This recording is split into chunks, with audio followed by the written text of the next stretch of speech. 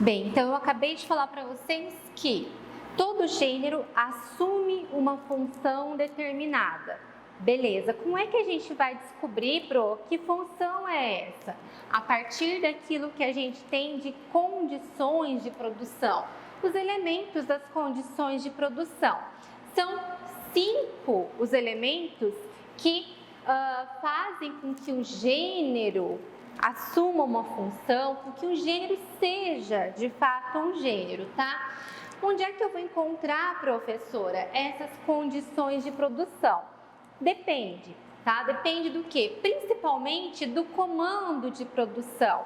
Em primeiro lugar, quando a gente vai, por exemplo, para a WEN nos dá um comando de produção em que todos esses elementos, ou então a maioria deles, está exposto de forma muito clara no seu comando de produção. Mas se a gente pegar, por exemplo, a UniOeste, o comando de produção é muito enxuto.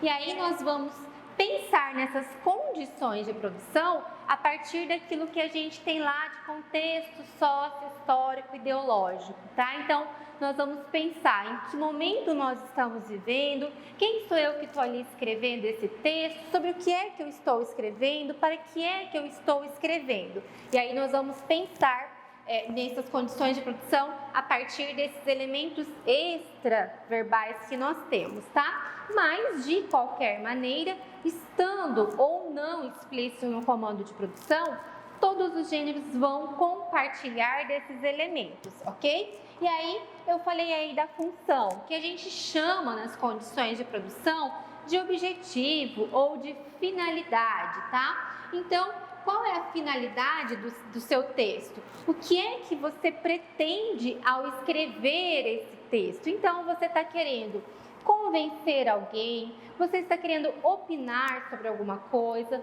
você está querendo contar alguma coisa para alguém, fazer uma crítica social. Então, isso geralmente vai estar dado por um verbo de ação no comando. Mas e se não tiver um verbo de ação? Se você pegar, por exemplo, um artigo de opinião da UniOeste, que diz lá mais ou menos assim: escreva um artigo de opinião a respeito do uso de agrotóxicos no Brasil.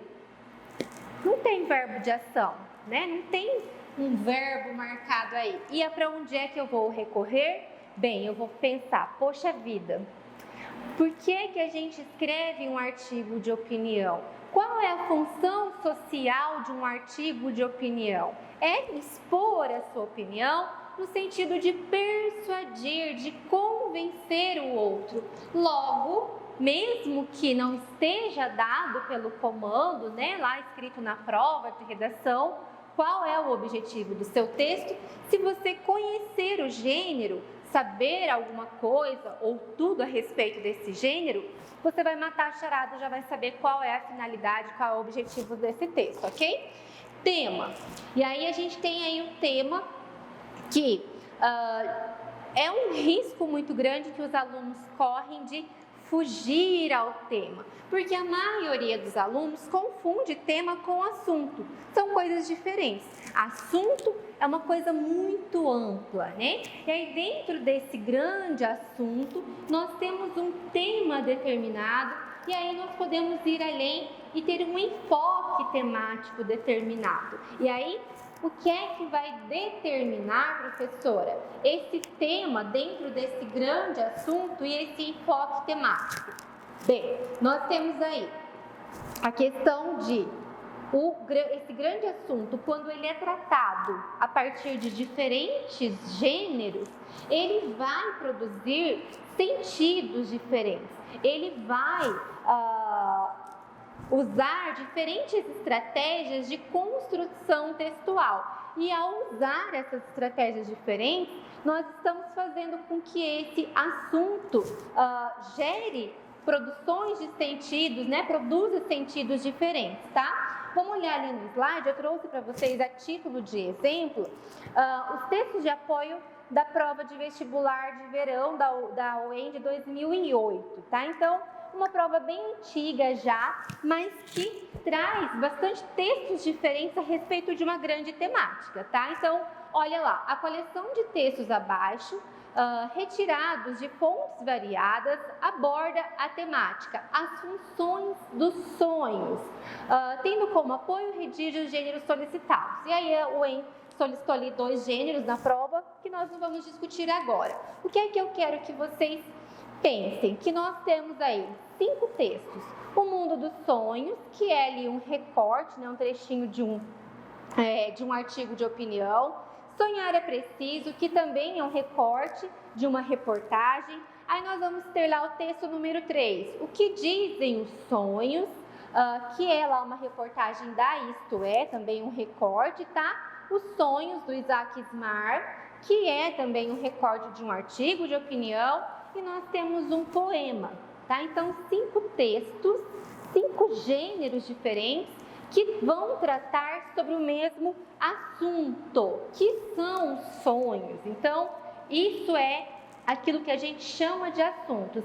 Mas, quando eu vou usar esse grande assunto, falar sobre isso em diferentes gêneros, eu vou assumir posições diferentes, eu vou assumir temas diferentes para falar sobre isso. Então, significa que ao movimentar, ao mobilizar esse assunto dentro de diferentes gêneros, o seu tema, a sua temática vai se alterando, ok? Nós vamos ver daqui a pouquinho, né, em alguns exemplos práticos de que maneira que isso acontece, tá? Mas, dependendo do modo como eu vou falar sobre isso, né? Então, as funções do sonho ganham diferentes aspectos. Se eu tenho um biólogo falando num artigo científico a respeito dessas funções dos sonhos, as funções dos sonhos assumem um papel, uma temática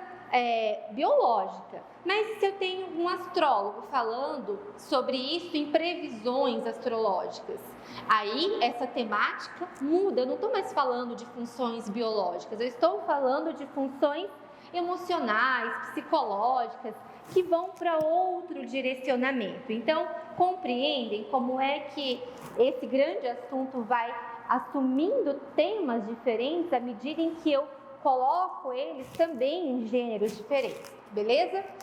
Ok, papel social. Papel social, quem é você que escreve esse texto? Então, quando a gente pega lá, por exemplo, um comando de produção da UEM, ela vai dizer para você, você é estudante do ensino médio, você é professor de redação, você é pai de adolescente, esse papel social vai estar dado pelo comando de produção. Mas, se a gente pegar lá o da UniOeste, como eu disse para vocês, não tem nada, não diz ali quem você é, não está te determinando um papel.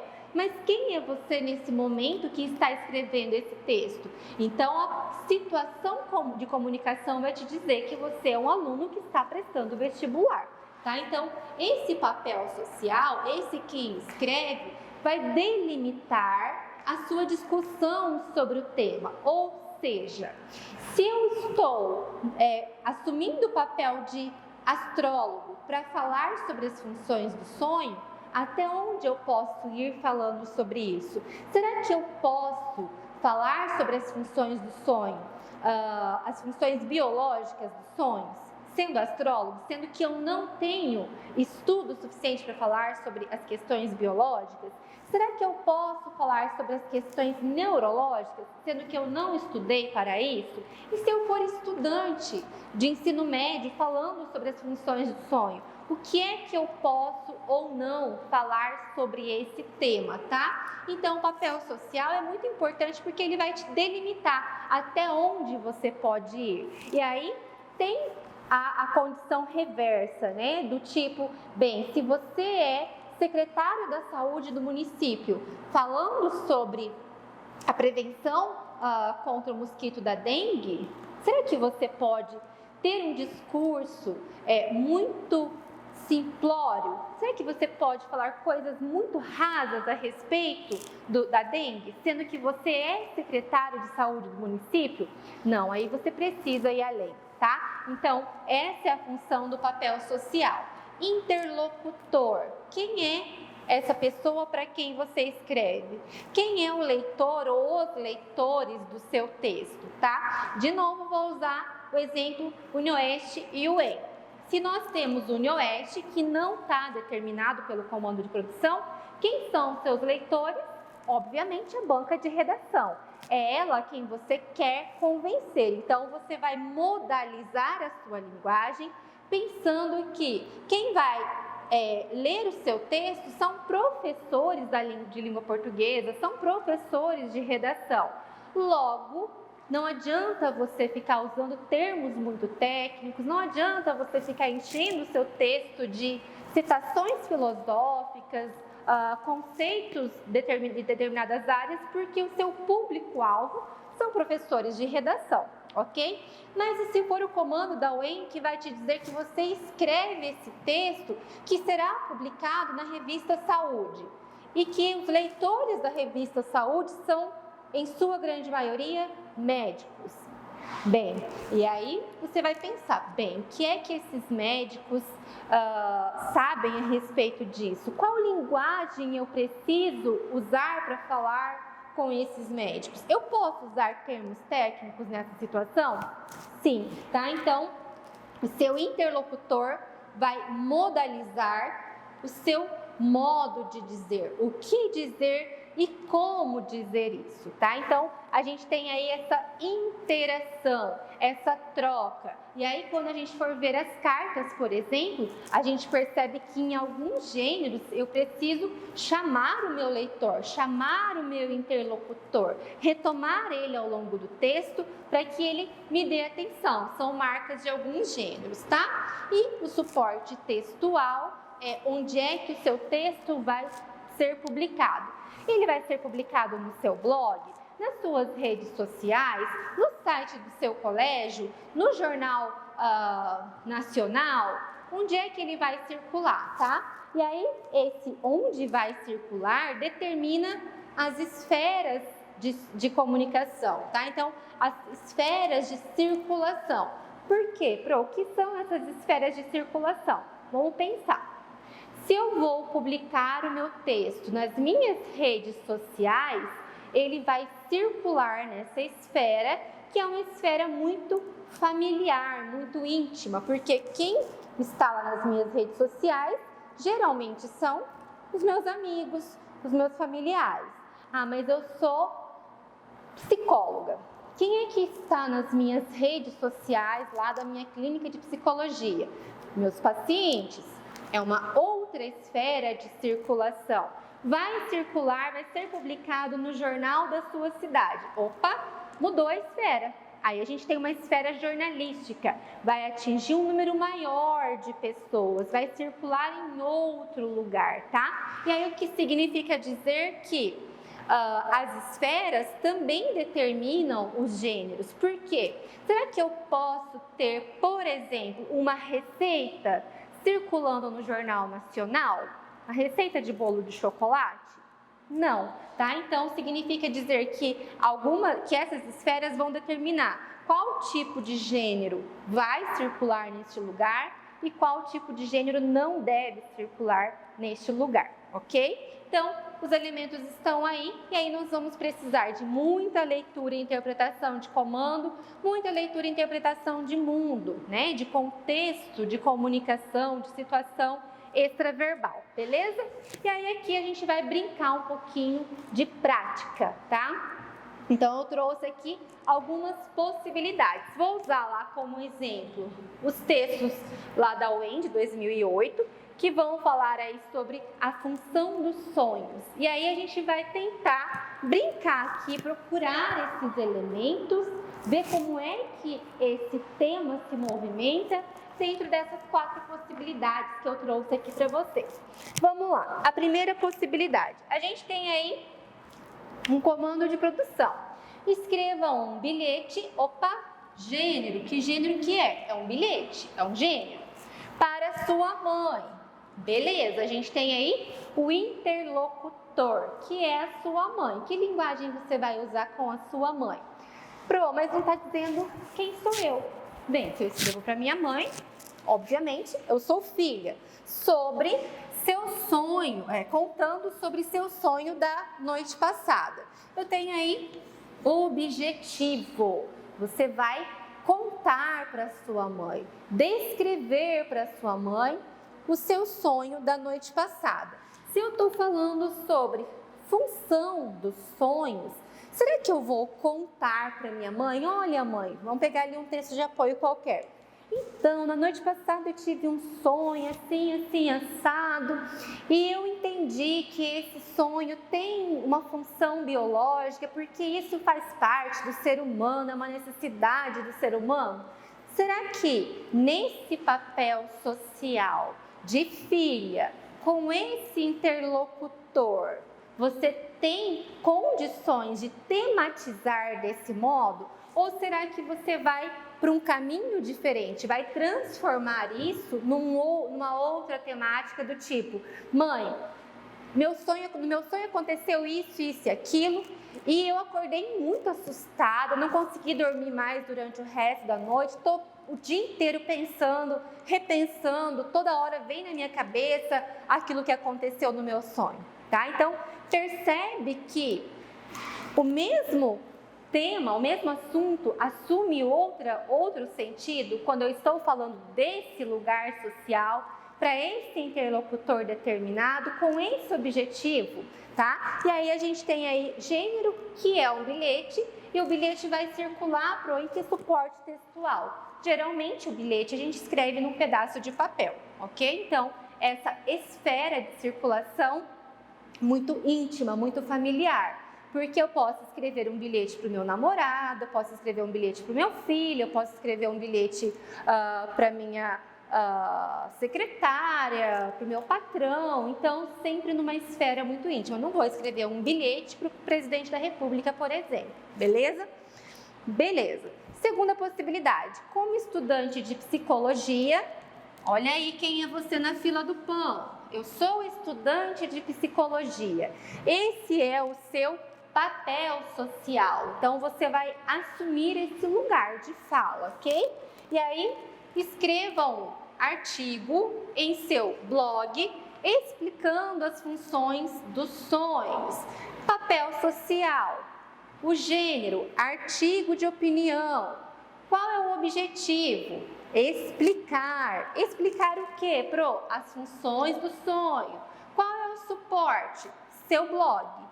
Bem, não está escrito aqui nesse comando quem é o seu interlocutor. Bem, se você é estudante de psicologia e escreve para o seu blog, geralmente são os seus amigos, seus familiares, seus seguidores de forma geral. Então, é esse público-alvo, é esse interlocutor que vai modalizar a sua forma de dizer. E como estudante de psicologia, será que você vai falar das funções do sonho do mesmo modo que a filha falou para a mãe?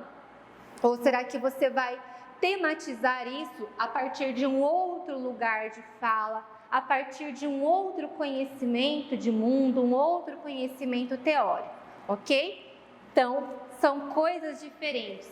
Esse mesmo assunto vai assumindo outros lugares, vai assumindo outros sentidos quando os elementos, as condições de produção se alteram também, quando esses gêneros se alteram, ok?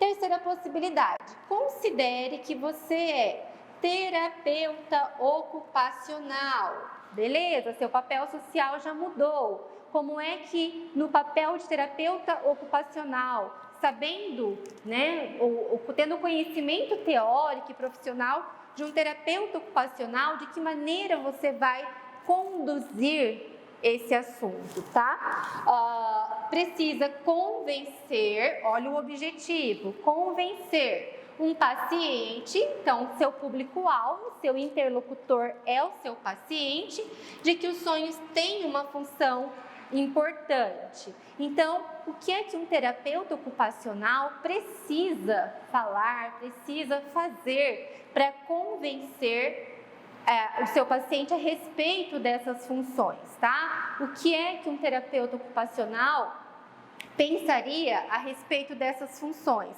Será que ele vai pensar na questão neurológica, psicológica, emocional, biológica?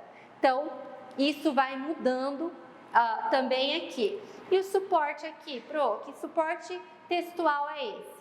A oralidade, porque eu preciso conversar com o meu paciente ali, tete a tete, cara a cara, para convencer ele, beleza? Quarta possibilidade, escreva uma carta, o gênero, mudou o gênero, ao seu professor de filosofia.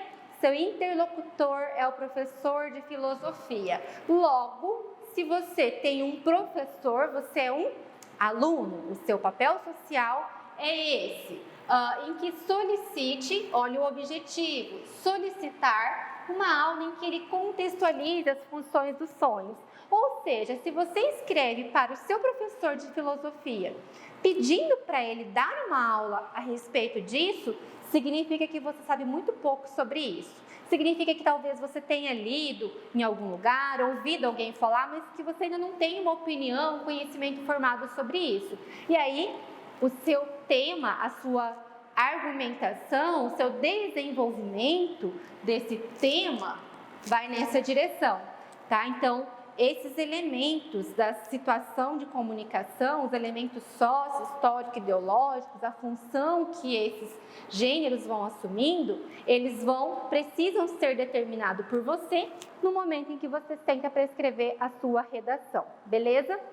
E aí, uma observação importante aí que você precisa pensar assim que você pega o seu texto, assim que você lê o seu comando de produção. O que é que eu posso extrair aí dos textos de apoio, tá? Porque a gente tem que pensar o seguinte, os textos de apoio, eles estão ali por algum motivo. Não significa que, quando a gente diz para vocês, não façam cópias dos textos de apoio, não copiem os textos de apoio, não significa que você não pode usar os textos de apoio ao seu favor. Você deve fazer isso, mas de forma inteligente. Então, coleta lá aquilo que os textos de apoio têm para te fornecer, tá? Então, eu coloquei ali para vocês um resumo, né? Então, eu fui coletando informações importantes desses textos, porque essas informações vão me ajudar a desenvolver a minha redação, e eu tenho que me perguntar também o que é que eu sei sobre os sonhos? Qual é o meu conhecimento de mundo a respeito dos sonhos? E aí, fiz ali também, topicalizei aquilo que eu, Lilian, tenho de conhecimento de mundo sobre os sonhos. E óbvio, o seu conhecimento vai ser outro, vai ser diferente do meu, mas você vai usar isso ao seu favor. E aí, para conseguir entender, topicaliza, organiza essas informações para que você consiga fazer uso delas, ok? Então, aula inaugural, para a gente entender um pouquinho, começar a entender o que são gêneros, a gente conseguiu perceber a diferença entre gênero textual, tipos textuais, e daqui para frente a gente começa a ver cada um desses gêneros de forma isolada, tá? Então, todos esses exemplos que eu dei aqui e outros que caem em outros vestibulares, em outros processos seletivos, nós vamos ver cada um deles, cada especificação, cada detalhe, cada organização, estrutura, linguagem, tudo certinho, beleza? Espero vocês nas próximas aulas.